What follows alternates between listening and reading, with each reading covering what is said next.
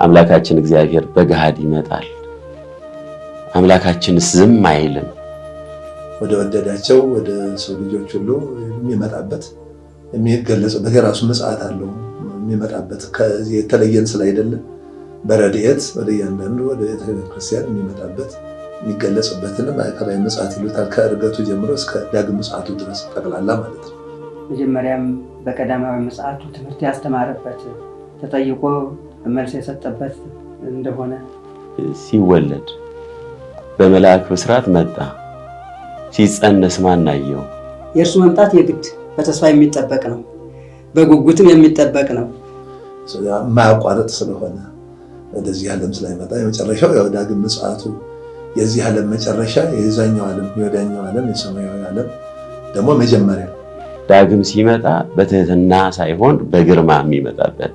እንግዲህ አመጣጡን በተመለከተ ያው እንዴት ሆኖ ይመጣል የሚለውን የቤተክርስቲያን አባቶች ሲገልጹ ለአባ ጳኩሚስ እንደታየው ይላሉ። ደግሞ ስልጣኑ ከሱ ጋር ነው ብሎ እሱን በአውሎ መስሎታል። ስለዚህ በግርማ መለኮት ይመጣል። ከሌላው ቁጣና በቀል ተሞልቶ ይመጣል። አሁን እንደገና ሊገረፍ ይመጣል። ስለዚህ ጌታችን ሲመጣ ከማን ጋር ይመጣል? መቼም ሁላችንም ሁልጊዜ ማሰብ ያለብን ያን ነው። አሁን ሊገረፍ እንደገና ሊታመም ሊያዝ ሊሰቃይ አይደለም የሚመጣው፣ ለፍርድ ነው የሚመጣውና ቁጣና በቀል ተሞልቶ ምህረቱም በእጁ ነው ቁጣውን በእጁ ስለሆነ ለምህረቱንም መዓቱንም ሁሉንም ይዞ ነው። ከዚህ በፊት በተዋህዶ የመጣበት እንደገና ደግሞ በረድኤት የሚገለጥበት ተያይዞም ደግሞ ነፍስን ከስጋ ወደ ራሱ የሚጠራበት ምጽአት ነው። ለዛ ሰው ድጋሚ በምድር ላይ ሌላ ቀጣይ ሆነ በክብረ መንግስቱ ይመጣል ተብሎ ሲባል መለኮታዊ ስልጣን የሚገለጥበት። በዚህ ላይ የወልደ እግዚአብሔር አመጣጥ እንዴት ሊገለጹ ይችላል? ከእናቱ ጋር ይመጣል። አብና መንፈስ ቅዱስስ አሁን ያለውን ሰፍኖ ያለውን የምድርን ስርዓት ጠቅላላ ሊያስወግድ ሊያሳል ለአንዴና ለመጨረሻ ጊዜ ሊያስወግድ ይመጣል።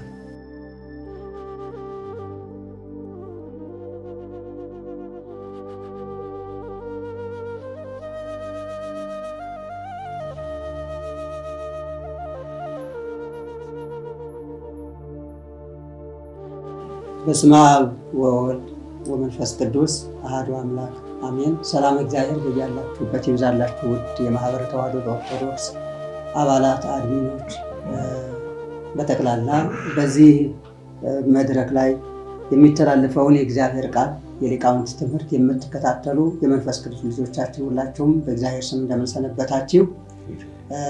አሁን በዚህ መርሃ ግብር ይዘንላችሁ የቀረብነው ሁለት ታላላቅ መምህራን ሲሆኑ በፊታችን ያሉ ሁለት ዕለታት አሉ ወሳኝ በአብይ ጾም መካከል የሚገኙ። የመጀመሪያው አምስተኛው እሁድ ደብረ ዘይት የሚባለው ይሆናል። ከዛ ቀጥሎ ገብርኄር የሚባለው ነው። በእነዚህ በሁለቱ ዕለታት ሰንበት የሚተላለፈውን ክርስቶሳዊ ትምህርት በተመለከተ በተለያየ መንገድ ትሰማላችሁ። በይበልጥ ደግሞ ጥያቄና መልስ ያለበት ትምህርት በመሆኑ በዚህ ዙሪያ ሊቃውንት መልእክት እንዲያስተላልፉ ጥያቄዎች እንዲቀርቡላቸው ተጋብዘዋል። በስተቀኝ በኩል ያሉ አባታችን መጋቤ ሕሩያን መምህር ቀሲስ መጽናኛዬ ይሆናሉ። በአሜሪካ ሀገር ለብዙ ዓመታት በቅድስት ቤተክርስቲያን ሲያገለግሉ የቆዩ አባት ናቸው። በስተግራይ በኩል ደግሞ ሁላችሁም የምታውቋቸው መምህር ፈቃዱ ሳይሌ በማህበረ ቅዱሳን የትምህርት ክፍልና ስልጠና ክፍል ከፍተኛ አገልግሎት እያበረከቱ ያሉ፣ በሰዋስወ ብርሃን ቅዱስ ጳውሎስ መንፈሳዊ ኮሌጅም ደግሞ እንደዚሁ እያስተማሩ የሚገኙ በማህበራችን በማህበረ ተዋሕዶም በትምህርታቸው የምታውቋቸው መምህራችን ናቸው። ሁለቱም መምህራን በዚህ በሚቀርብላቸው ጥያቄ መሰረት ወደ እናንተ መልእክታቸውን ያስተላልፋሉ። በቅድሚያ ወደ ክቡር አባታችን መጋቤ ሕሩያን መጽናኛዬ እወስዳችኋለሁ እና ለእሳቸው የማቀርብላቸው ጥያቄ እንግዲህ አምስተኛው እሁድ ደብረ ዘይት እየተባለ ይጠራል እና ደብረ ዘይት ማለት ምን ማለት ነው? ለምንድን ነው ደብረ ዘይት ተብሎ የተጠራው የሚለውን ጥያቄ ወደ እርስዎ አቀርባለሁ አባታችን። እሺ፣ እግዚአብሔር ይስጥልኝ። አምላካችን እግዚአብሔር ይህንን ሰዓት ፈቅዶና በቸርነቱ አሰባስቦን ስለ እርሱ የሆነውን ነገር እንድንናገር እንድንመሰክር በአንደበታችን ሊናገር በልቦናችን ሊያስብ ፈቃዱ ስለሆነ ስሙ የተመሰገነ ይሁን። ምስጋናን አቀርባለሁ። በዚህ ቦታ ሳገለግል ይህ መጀመሪያ አይደለም፣ ደግሞም በጣም ደስተኛ ነኝ ለማገልገል። እንግዲህ እናንተንም አክብራችሁ ስለጠራችሁን እናመሰግናለን። እግዚአብሔር ይስጥልን። እንግዲህ ደብረ ዘይት አባቶቻችን እንደሚነግሩን ደብር ተራራ ነው፣ ዘይት ዘይት ነው። ግን የዘይት ተራራ ተብሎ እንዳይተረጎም ያ ጌታ ምጽአቱን የነገራቸው ደቀ መዛሙርቱን እያመለከታቸውም ሲያርግ ያሳያቸው በዚያ በተራራው በወይራው ተራራ፣ ወይራው ደግሞ የዘይት መገኛ የሆነ ወይራ ነው፣ እንዲሁ ተራ ወይራ አይደለም። ስለዚህ ደብረ ዘይት ተብሎ የተባለው የዘይት መገኛ የሆነው የወይራው ተራራ ለማለት ነው። ከፍ ያለ ቦታ ማለት ነው። ደብረ ዘይት ዳግም ምጽአቱን የምናስብበትና ቅዳሴም ሲቀደስ የሚቀደሰው ቅዳሴ አትናቴዎስ ነው። በደብረ ዘይት ስለ ሰንበት ክብር፣ ስለ ክብረ ሰንበትና ስለ ዳግም ምጽአት ከአዳም ጀምሮ ያለው ነገር የሚተነተንበት ነው እና በአባቶቻችን ትምህርት አዲስ ዓመት ሊገባ ሲልና እኩለ ጾም ሲሆን ደብረ ዘይት ይታሰባል፣ ምጽአቱ ማለት ነው እና ቅዱስ ያሬድ አባታችንም ይህንን ምስጢር ከእኩለ ጾም ጋር አገናኝቶ ጌታ ዳግም የሚመጣባት ዕለት ናት፣ ይህችውም ዓለምን የፈጠረባት የተወለደባት ዳግመኛ ደግሞ ዓለምን የሚያሳልፍባት ቀን ናት በማለት ደብረ ዘይትን ከዚህ ምስጢር ጋር ከእኩለ ጾም ጋር አገናኝቶ ይነግረናል ማለት ነው። ስለዚህ አባቶቻችን የጌታን ምጽአት በምስጢር ሲነግሩን ምልክቶቹን፣ ሐሳቦቹን አንስተው የሚነግሩን ዓለም ጥንተ ተፈጥሮ በመጋቢት 29 ነው ይላሉ። ስለዚህ መጋቢት 29 ብዙ ጊዜ ባያገጥምም ለእኩለ ጾም ግን የሚደርስበት ጊዜ አለው። የዛሬ 2 ዓመት አካባቢ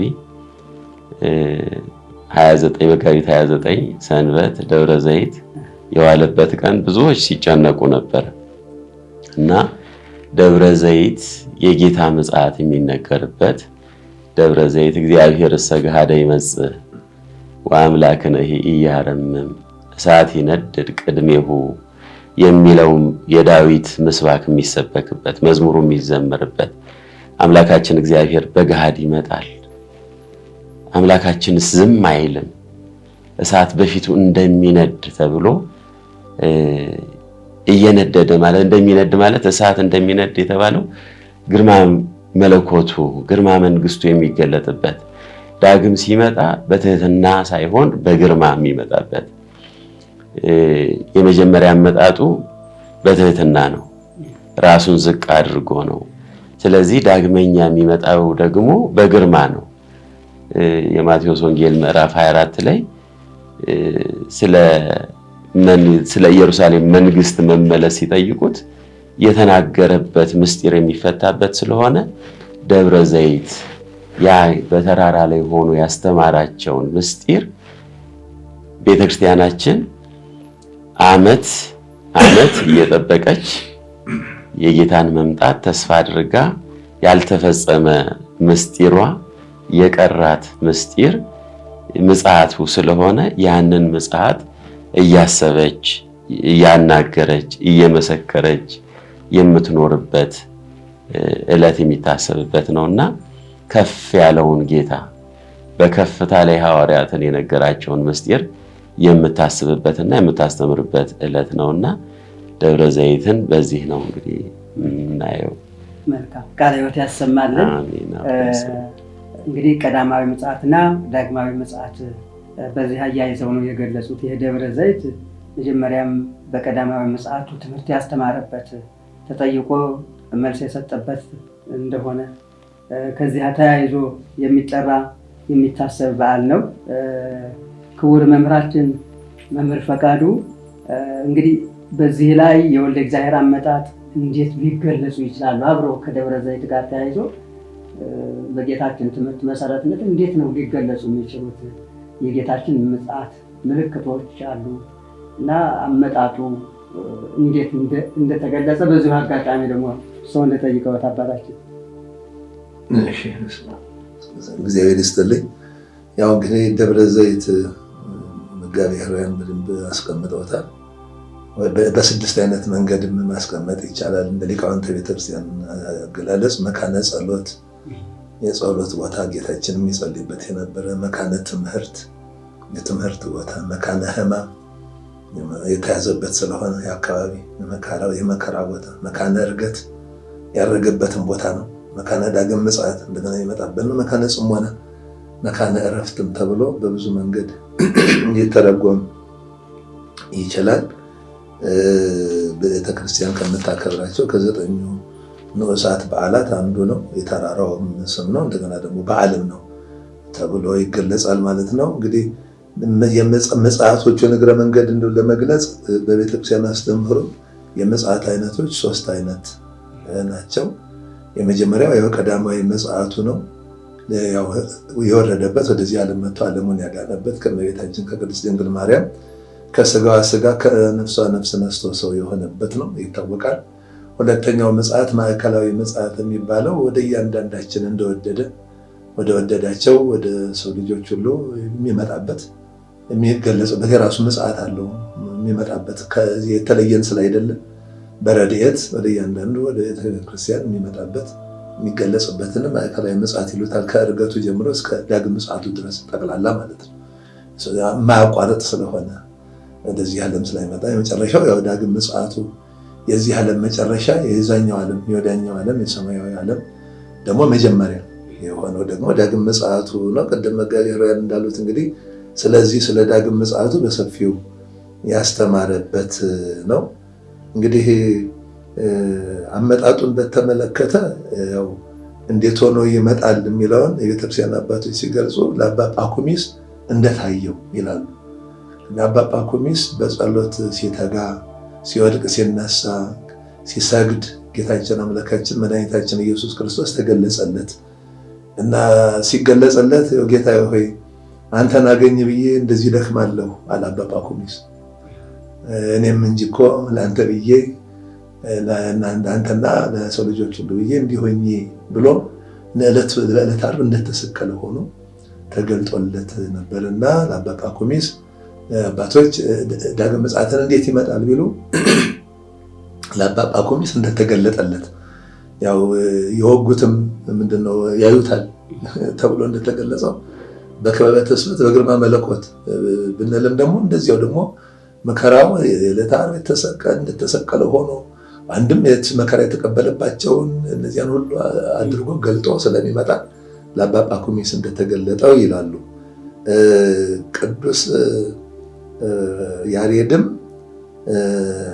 ወአመ ምጽአቱ ስለወልደ እጓለ እመሕያው ይትከወስ ኩሉ ኃይለ ሰማያት ወምድር አሚሃ ይበክዩ ኩሎ ኃጥአነ ምድር ወይወርድ እግዚእነ እምሰማይ ዲበ ምድር በትእዛዙ ወበቃሉ ወበአእላፍ መላእክቱ በነፋሐተ ቀርም ዘመሃበ እግዚአብሔር የመሐረና በይቲ ሰዓት ሞተ ኃጢአት እስመ ገባሬ ሕይወት ውእቱ እግዚአ ለሰንበት ብሎ እንዴት አድርጎ እንደሚገለጥ የጌታችን አምላካችን መድኃኒታችን ኢየሱስ ክርስቶስ ሲገለጥ ዓለሙ ሁሉ ያው እንደሚናጋ ያው ይሄ ዓለም መሀበ አልቦ ሀበቦ ያመጣው ዓለም እንዲሁ ደግሞ አለመኖር ወደ መኖር የሚሄድበት ነው። ቅድም እንዳልነው በደብረ ዘይት ላይ ይገለጣል ምንልም ደብረ ዘይት ተራራ ደግሞ ይቀራል ማለታችን አይደለምና በዚያ ቦታ ላይ ይገለጻል ቢባልም ማለት ነውና እሱ በሚመጣ ጊዜ በመላእክት ቅዱስ ጳውሎስም በመልእክቱ እንደተገለጸው በተሰሎንቄ በመላእክት አለቃ ድምፅ ይገለጻል። እንግዲህ አመጣጡ ባጭሩ ግን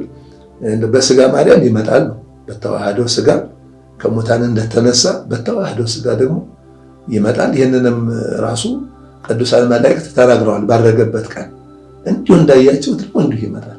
ስለምን ሰማይ እያያችሁ የፍቅር ልጆች ሐዋርያት ሲያደርግ አይተው እንደዚህ ሆነው ደመና እስከምትሰውረው ድረስ ወደዚህ እንዲህ ስለነበሩ መተው ሁለቱ መላእክት ነጭ የለበሱ መላእክት መተው እንዲሁ ሲያደርግ እንዳያችሁት ደግሞ እንዲሁ ይመጣል ብለዋልና እንዴት ነው የሚመጣው ከተባለ በቃ ባደረገበት ሲያደርግ እንደነበረው ራሱ መላእክት መስክረዋል። ሲያደርግ እንዳያችሁት በዚሁ በግርማ መለኮት በክበበ ትስብእት ሲያደርግ እንዳያችሁት እንዲሁ ደግሞ በዚያው መንገድ ይመጣል ብለዋልና በተዋህደው ሥጋ እንደተነሳ በተዋህደው ሥጋ እንዳረገ በተዋህደው ሥጋ ደግሞ እንዲሁ እንደዚሁ በክበበ ትስብእት በግርማ መለኮት ይመጣል። ቅድም መጋቤ ኅሩያን እንደገለጹት መዝሙር 49 በክብሩ ውበት ከክብሩ ውበት ከጽዮን አይደለም የሚለው እግዚአብሔር ገሃደ ይመጽእ እንዲሁ በግልጥ ይመጣል። ሁሉ እያየው ራእይም ላይ የወጉት ሁሉ ያዩታል እንደተባለው በዛ ይመጣል። በግርማ መለኮት ይመጣል። ቅድም እንዳሉት ገልጸውታል። ቅድም እሳቸው እሳት ይነድድ ቅድሚሆን ገልጸውታል። በፊቱ እሳት ይነዳል ማለት ግርማ መለኮት አምላካዊ መለኮታዊ እሳቱ መለኮታዊ ስልጣኑን ሁሉ የሚገልጽ ነው። በዛ በኋላም ደግሞ የሚሆነውን እግዚአብሔር ገሃደ ይመጽእ አምላክነ እያለ እሳት ይነድድ ቅድሚሆን ወአውዱሂ አውሎ ብዙ በዘግን እንትኑን ደግሞ ምርቱንና ገለባውን ኃጥአንንና ጻድቃንን ደግሞ የሚለየው ደግሞ ፍትሁ ደግሞ ስልጣኑ ከሱ ጋር ነው ብሎ እሱን በአውሎ መስሎታል። ስለዚህ በግርማ መለኮት ይመጣል። ሌላው ቁጣና በቀል ተሞልቶ ይመጣል። አሁን እንደገና ሊገረፍ ይመጣል። መቼም ሁላችንም ሁልጊዜ ማሰብ ያለብን ያን ነው። አሁን ሊገረፍ እንደገና ሊታመም ሊያዝ ሊሰቃይ አይደለም የሚመጣው፣ ለፍርድ ነው የሚመጣውና ቁጣና በቀል ተሞልቶ ምህረቱም በእጁ ነው ቁጣውን በእጁ ስለሆነ ለምህረቱንም መዓቱንም ሁሉንም ይዞ ነው የሚመጣው። ስለዚህ በቀኙ ለሚያደርጋቸው ምህረቱ ለሚገባቸው ምህረቱ የሚገለጥበት ቁጣው ለሚገባቸው ደግሞ ይላሉ የተሰጣቸውን ጊዜ ላባከኑ በዚህ ምድር ላይ እያንዳንዱ መቼ የተሰጠ ጊዜ ነው። ለኃጥአን ለጻድቃን ጊዜው ተሰጥቶናል። ምድሪቱም ተሰጥታናለች። የመዘጋጃ ምድር ናት። ጊዜው ተሰጥቶናል። የመዘጋጃ ጊዜ ነው። ልንዘጋጅበት በሚገባው ምድር እና ልንዘጋጅበት በሚገባው እድሜ መጠቀም ያልቻሉ ሰዎች ደግሞ እሱም ደግሞ ለነዛው ደግሞ ሁሩምኔ ቁጣው ነው። እንግዲህ ሁሩምኔ እናንተ አመፀኞች ከኔ ወግዱ የሚል ቁጣ በቀል የሚፈጸምበት ደግሞ ኑሃቤ ምሕረቱም ይቅርታውም ቁጣውም ጭምር አብሮ ምሕረትና ቁጣ አብሮ የሚገለጥበት ነው። ስለዚህ ይህንን ሁለቱንም ሊገልጥ ይመጣል። ከቅዱሳን መላእክት ከጻድቃን ከሰማዕታት ለቅዱሳን መላእክት ጻድቃን ሰማዕታት አስከትሎ ከእናቱ ከእመቤታችን ከቅድስት ድንግል ማርያም ጋር ይመጣል። ያው እሷ አብራ ትመጣለች ከልጇ ጋር። እንግዲህ ለምን ይመጣል ከተባለ ለፍርድ ይመጣል። አሁን ደሞዝ ለመክፈል ይመጣል። በቀኙ ላሉትም ደሞዛቸው ነው፣ በግራ ያሉትም ደሞዛቸው ነው። ሁሉም እንደሚገባው ሊከፈለው ይመጣል። ዓለማትን ሊያሳልፍ ይመጣል። ሞትን ለአንዴና ለመጨረሻ ጊዜ ሊያሳልፍ ይመጣል። ለወዳጆቹ መንግስቱን ለማውረስ ይመጣል። ለአመፀኞቹም ደግሞ እንደዛ ዋጋቸውን ሊከፍል ሊፈርድላቸው በቀኝ ላሉት ሊፈርድላቸው ይመጣል። በግራ ላሉትም ደግሞ ሊፈርድባቸው ይመጣል። በጥቅሉ የምድርን ስርዓት አሁን ያለውን ሰፍኖ ያለውን የምድርን ስርዓት ጠቅላላ ሊያስወግድ ለአንዴና ለመጨረሻ ጊዜ ሊያስወግድ ይመጣል ብለን በዚህ መልክ ልንገልጸው እንችላለን። በይበልጥ ደግሞ ለምን ይመጣል የሚለውን ሀሳብ ለምን እንደሚመጣ የገለጡበት መምህራችን ልዩ ነገር በእውነት ያለውን አሁን በዚህ በምንኖርበት ዓለም ያለውን ክፉ ነገር በሙሉ አብሮ የሚያስወግድበት ኃላፊውን ዓለም ለማሳለፍ የማያልፈውን ዓለም ለመተካት ከዚያም በተጨማሪ ደግሞ ለወዳጆቹ ዋጋ ለመስጠት ለሌሎችም ደግሞ ለሚጠሉት ፍርድ ለመስጠት ይመጣል። ወሳኝ ነገሮች ናቸው እነዚህ ወሳኝ ነገሮች። ከዚያም ደግሞ እንዴት ይመጣል ለሚለው በግልጥ ይመጣል። ለምን ይመጣል? እንዴት ይመጣል? በግልጥ ማለት በክበበ ትስብእት በግርማ መለኮት ባረገበት በብርሃን በስልጣን በይባቤ መላእክት ይመጣል የሚለውን በሚገባ ገልጸውልናል። ቃለ ሕይወት ያሰማልን። በእርግጥም የሚጠበቀው ይሄ ነው እና በዚህ ምድር ያለው ነገር በሙሉ አንዱ በአንዱ ላይ ግፍ የሚፈጽምበት፣ ሰቆቃ ስቃይ የሚበዛበት፣ ሐዘን የሚበዛበት በተለያየ ዓለም የሚኖር ሰው ሁሉ መቼም ከመከራ የማይላቀቅበት ወቅት ነው ወይም ዓለም ነው ያለ ነው። ከዚህ ለማላቀቅ መከራ፣ ሐዘን፣ ሰቆቃ የማይፈራረቅበትን ዓለም ለመስጠት የእርሱ መምጣት የግድ በተስፋ የሚጠበቅ ነው፣ በጉጉትም የሚጠበቅ ነው። በዚሁ አጋጣሚ ደግሞ የምጽአት አይነቶችን መምህራችን 3 አይነት አድርገው ገልጸዋል። ከዚህ በፊት በተዋህዶ የመጣበት እንደገና ደግሞ በረድኤት የሚገለጥበት ተያይዞም ደግሞ ነፍስን ከስጋ ወደ ራሱ የሚጠራበት ምጽአት ነው። ለዛ ሰው ድጋሚ በምድር ላይ ሌላ ቀጣይ ሕይወት ስለማይሰጠው ነገረ ምጽአት ነው። አብሮ በረድኤት እሱም ራሱ ረድኤት ነው፣ የእግዚአብሔር ረድኤት ነው። ነፍስን ከስጋ ለይቶ እረፍት መስጠት፣ በገነት ማሳረፍ በረድኤት የሚመጣበት ነው። ይሄ ሁለተኛው ምጽአት መባሉ ተገቢነት አለው። ሶስተኛው እንግዲህ ነፍስና ስጋን አዋህዶ ዋጋ የሚሰጥበት ሶስተኛው ምጽአት ብለው የገለጹት ልዩ ምስጢር ነው። የቅዱሳት መጻሕፍትም ሐሳብ ነው። መምህራችን በዚህ ላይ የሚገልጹት ካለ ደግሞ በተጨማሪ ከዚህ ጋር አያይዘው የሚጨምሩት ካለ። እሺ፣ እግዚአብሔር ይስጥልኝ። ይህንን ስናስብ ብዙ ጊዜ አሁን ምጽአትን ጌታ ይመጣል ብለን ነው የምናስበው። ግን ቅድም መምህር ብለዋል፣ ከእናቱ ጋር ይመጣል። አብና መንፈስ ቅዱስስ የሚለው ጥያቄ ብዙ ጊዜ የማይነገር ነው። በክብረ መንግስቱ ይመጣል ተብሎ ሲባል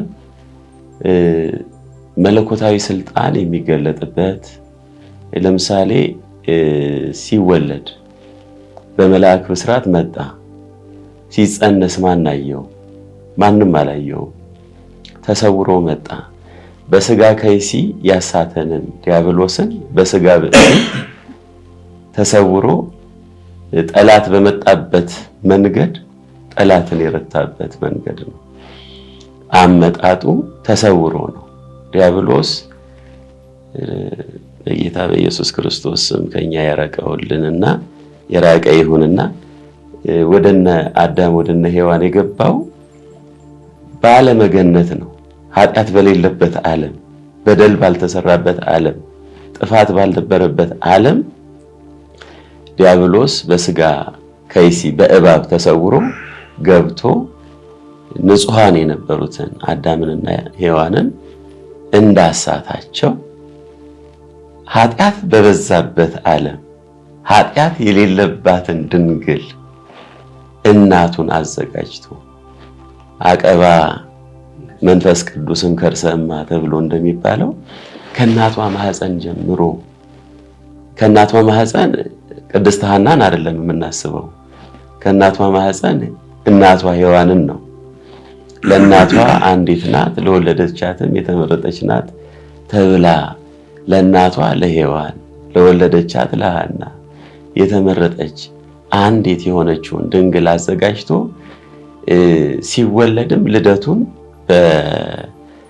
በታምረ ኢየሱስ ላይ እንደምናየው መላእክት ከቤተልሔም እስከ ጽርሐ አርያም ክብብ አድርገው በብርሃን ከለሉት። ከአጋንንት ተሰውሮ ነው የመጣው። ሲመጣ አጋንንት ከመላእክት አልተሰወረ። መላእክትማ ደስታቸው ነው። መላእክት በድንግል ማርያም አዩት። ግን ያን ጊዜ አጋንንት ተሰውሮበት ነበረ። ለሔዋን ተሰውሮ የመጣ አጋንንት ወንዱ ሲወለድ ያቺ ዳግሚት ሔዋን ስትወልደው ተሰወረበት። ተሰውሮ በመጣበት ተሰውሮ መጣበት። ዛሬ ግን በማን ላይ ሊፈርድ ይመጣል ተብሎ ሲባል በዲያብሎስና በግብር ልጆቹ። ዲያብሎስና የግብር ልጆቹ ተብለው የሚባሉት እነማን ናቸው ተብሎ ሲባል ንስሐን ያልሻቱት ያልወደዱት። ምጽአት እንዴት ይታያል ተብሎ ሲባል ከምጽአት በፊት እኮ የሚሆን ምጽአት አለ ለሰው ልጆችም ቢሆን። ያቺ ቅድም መመሪያ ያነሷት የሞት ዕለት ምጽአት ናት አይደል? መንግስተ ሰማያት በመካከላችሁ ናት ተብሎ ሲሰበክ ይኸው 2000 ዓመት ደርሰናል። መንግስተ ሰማያት በመካከላችሁ ማለትን ማለት ነው የሞታችሁን ዕለት ይዛችኋት ትኖራላችሁ። ስለዚህ ማናችንም የሞታችንን ዕለት አናውቃት። ስለዚህ የሞታችን ዕለት ለኛ ምጽአታችን መሆኗ መንግስተ ሰማያት መግቢያና አለመግቢያ ስራችንም የሚገለጥባት ዕለት ናት። ስለዚህ ጌታችን ሲመጣ ከማን ጋር ይመጣል? ከአባቱ ጋር በክብር ከመንፈስ ቅዱስ ጋር በክብር ይገለጣል። በነገራችን ላይ ቅድምም ያው በመቤታችን አብሮ ጥያቄ ነበረኝ። በዚህ አጋጣሚ ጌታችን ከመቤታችን ጋር ይመጣል፣ ከመንፈስ ጋር ይመጣል ስንል እንዴት ነው ከእነሱ ጋር የሚመጣበት አመጣጥ? ምክንያቱም አብ መንፈስ ቅዱስ በውስን አካል አልተገለጹም። በውስን አካል የተገለጸው ጌታችን ነው። በሌላ መልኩ ደግሞ ከመላእክት ጋር በመላእክት ታጅቦ በሊቃነ መላእክት በሰራዊት መላእክት ታጅቦ ይመጣል ነው በዋናነት እና እመቤታችንም አብራት መጣለች ስንል በምን መልክ ነው ምንገልጸው? እሱ ነው። አሁን ለምሳሌ እመቤታችን የምትመጣው ወትቀውም ንግሥት በየማንከ ተብሏል። ንግሥቲቱ በቀኝ ትቆማለች። መቆሟ መቼ ነው የሚታየው? የዛን ዕለት እኮ ነው። የዛን ዕለት በገሃድ የሚታየው ንግሥቲቱ በቀኙ ቆማ የዛን ዕለት ነው። አሁንማ መስቀሉ ስር ነው ቆማ የታየችው። መስቀሉ ስርማ የወጉት ንቀውታል። ያኔ የወጉትም የናቁትም ያዩታል ተብሎ በራእይ ዮሐንስ የተናገረው ያኔ ንግሥቲቱ በቀኝ በክብር፣ ምክንያቱም የወርቅ ልብስ መጎናጸፊያ ተጎናጽፋ አይደለም የሚለው፣ እንደዛ ተጎናጽፋ አላየናትም። እመቤታችንን ለምናምን በእምነት አይተናታል። ግን እመቤታችን በክብር የምትገለጥበት ሰዓት ይመጣል።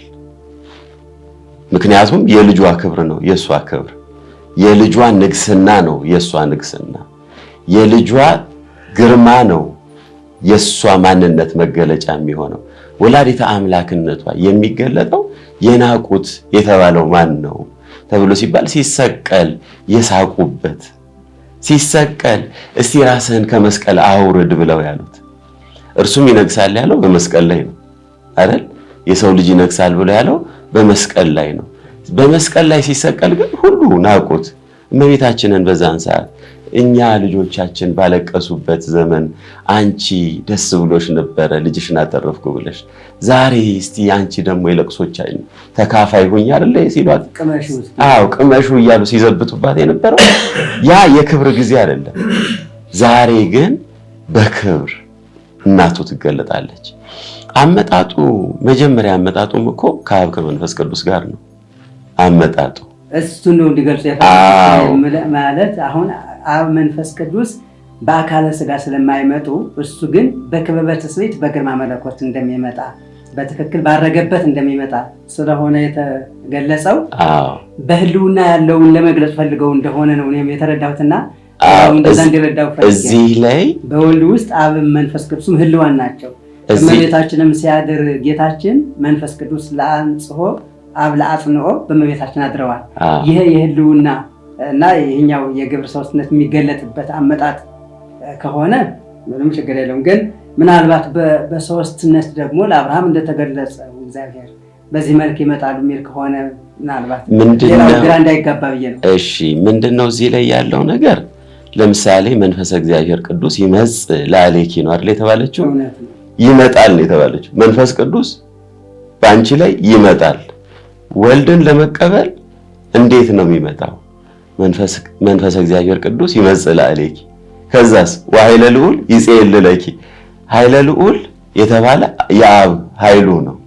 ስለዚህ አብ ያጸናሻል፣ መንፈስ ቅዱስ ይጋርድሻል ከተባለ በኋላ ነው ዘኒትወለድ እምኔኪ ቅዱስ ውእቱ፣ ከአንቺ የሚወለደው በተለየ አካሉ ቅዱሱ ነው የተባለው እርሱ ነው። የመጀመሪያ ምጽአቱ ላይ ሲመጣ በአካል የተገልጦ የታየው እርሱ ቢሆንም ነገር ግን የመጡት ማን ናቸው? አብም መንፈስ ቅዱስም ናቸው። አንድም ደግሞ ለምሳሌ የእመቤታችን ጥያቄ የነበረውን አባ ሕርያቆስ በቅዳሴው ሲመልስ ምንድን ነው ያለው? ስጋውን ከአዳም ጥንተ ስጋ አደረገ፣ ማጉም ያንቺ ስጋ ነው፣ መወርወሪያውም እርሱ ቃል ኢየሱስ ክርስቶስ ነው፣ ሰሪውም አለ መንፈስ ቅዱስ ነው። የሰራው መንፈስ ቅዱስ ነው። ከእሷ ስጋን ለማዋሃድ የሰራው ማን ነው? የተዋሃደው ወልድ ነው። ፈቃዱ የማን ነው? የአብ ነው። ስለዚህ ወይ አምሳሉ የወልድም የመንፈስ ቅዱስ ነው። ፈቃዱ አብረን ከዛ በኋላ ምን አለ? መህኑ ከልዕልናው የወረደ የልዑል እግዚአብሔር አምሳል ነው። ስለዚህ አምሳሉን ይዞ የመጣው በአካለ ስጋ ሲገለጥ ይሄ አካላችን ራሱ ዳግም አስተውለን ከሆነ ጌታ ከትንሣኤ በኋላ የተገለጸው ለጥቂት ሰዎች ነው። ያዩት ራሱ ያላስተዋሉት ናቸው። መጀመሪያ ሲያዩት ያላወቁት። ለምንድን ነው ያላወቁት ተብሎ ሲባል ስጋ ብእሲ እንደዛ ግርማ እንደሚኖረው አልታወቀም። እግዚአብሔርን መስሎ ሲነሳ የሰው ልጅ ማንን እንደሚመስል አልታወቀም ነበር ማለት ነው። ስለዚህ ይሄ ማለት ምን ማለት ነው? አብም መንፈስ ቅዱስም በቀዳማዊ ምጽአቱ እንዳልተለዩት አሁን በግርማ መለኮት ይገለጣል ተብሎ ሲባል ግርማ መለኮት የማን ነው? በመለኮት አንድ አይደሉ? ስለዚህ የአብም የወልድም የመንፈስ ቅዱስም መገለጥ ነው። አብ በሌለበት ከሆነ የሚገለጠው ለሰዎች ጥርጥር ይተዋል። አባቴ ስለኔ ይመሰክራል ብሏል አይደል? ስለዚህ አባቱ የሚመሰክርበት ሰዓት በግልጽ ይመጣል። ለምን? እግዚአብሔር ነው። ገሃደ ይመጽእ የተባለው እግዚአብሔር ነው። አባቶቻችን ደግሞ ሲነግሩን እግዚአብሔርን እግዚእን ለጌታ አብን ለአባት ኄርን ለመንፈስ ቅዱስ አድርገው ተርጉመውልናል። ስለዚህ በግርማ መለኮቱ የሚገለጽበት ሰዓት ላይ ያኔ የኛም ትንሣኤ የማይሞት አካላችን የማይሞት እናቴ አንድ የነገረችኝ ነገር ነበረ። አንድ ጊዜ በህመም ውስጥ ቆየሁና አቃተኝ፣ አልቻልኩኝም። አሁንስ በጣም ከበደኝ አልኳት። አንተ ሰነፍ አለችኝ። እንኳን በምድር የሰው ልጅ በሲኦል ለዘላለም ይኖራል አለች። መከራን እየተቀበለ እንኳን በምድር በሲኦል ይችላል። ከመከራ ባይደንም እንደ ሰው ልጅ ያለ ብርቱ የለም አለች። አሁን እኛ ዳግም ምጽአቱን በምን አይነት አመጣጥ እንቀበለው? የጌታ መምጣት ብቻ ሳይሆን የኛም መምጣት ነው ዳግም ምጽአቱ ላይ የሚታየው። እኛም እኮ እንመጣለን። እኛ ከምድር እንመጣለን፣ እርሱ ከሰማይ ይመጣል፣ እኛ ከምድር እንመጣለን። ሶስተኛ ልደታችን የሚገለጥበት ዕለት አይደለ? ሶስተኛው ልደታችን የመጀመሪያው ልደታችን ከእናት ከአባታችን ነው፣ ከእናታችን ማህፀን። ሁለተኛው ልደታችን ከማህፀን ዮርዳኖስ በቤተ ክርስቲያን በጥምቀት ያገኘናት ልጅነት ናት። ሶስተኛው ልደታችን ደግሞ ከማህፀነ ምድር ነው። ስለዚህ አሁን ምድር አደራዋን የምትመልስበት፣ አደራዋን ስትመልስ እኛ ምን እንሆናለን ማለት ነው? ወደ ታች የወረድነው እንወጣለን፣ እንመጣለን። ስለዚህ ቅዱስ ጳውሎስም ከቅዱሳን ጋር አብረን በደመና ልንቀበለው እንመጣለን አይደል የሚለው? ቅዱሳን ልንቀበለው እንመጣለን። ስለዚህ አመጣጡ የእርሱ ብቻ ሳይሆን የኛም አመጣጥ ነው። በጣም ጥሩ። እኛም እሱን ለመቀበል በደመና እንነጠቃለን ከሚለው የቅዱስ ጳውሎስ ሐሳብ እመቤታችንም እንግዲህ በደመና ከልጇ ጋር መጥታ ከቅዱሳን ወዳጆቹ ጋር አብራ የዚህ ተካፋይ እንደምትሆን ማሳያ ይሆነናል ማለት ነው። ተጨማሪ የአብ የወልድ የአብ የመንፈስ ቅዱስ በጣም ደስ የሚለው ምስጢር አባታችን የነገሩን እንግዲህ በግርማ መለኮት ከተባለ ግርማ መለኮት የወልድ ብቸኛ ሀብት አይደለም፣ ወይም ደግሞ ብቸኛ ስልጣን አይደለም። የአብም የመንፈስ ቅዱስ ነው። ስለዚህ እኔን ያየ አብን አይቷል እኔ ብሏል። መንፈስ ቅዱስንም በወልድ በኩል ማየት እንችላለን። ያ ግርማ መለኮት ያ ግብረ መለኮት በምድር ላይ የታየው ግብረ መለኮት መለኮት የሰራው መለኮታዊ ተግባር በሙሉ አብም መንፈስ ቅዱስ የሚገለጥበት እንደሆነ ሁሉ የሚገለጥበት ግርማ መለኮትም አብ መንፈስ ቅዱስ የሚገለጥበት መሆኑን ያሳያል ማለት ነው። እግዚአብሔር ይስጥልን፣ ቃለ ሕይወት ያሰማልን።